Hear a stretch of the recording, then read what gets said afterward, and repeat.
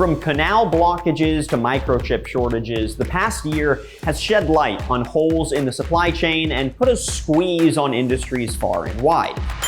What would you say are some of the most important stories and trends that are really driving this mass adoption of computing? Something that no one could have forecasted, no one could have projected, and that was a global pandemic. Putting that at a pause, that created a supply chain issue for semiconductors.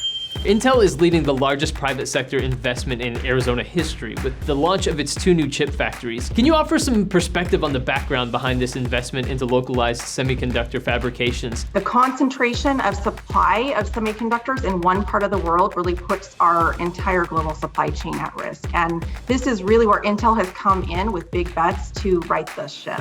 Are we on the verge of a new golden age? Well, one thing's for sure. If we are, you can bet we'll see it right here on Made in America.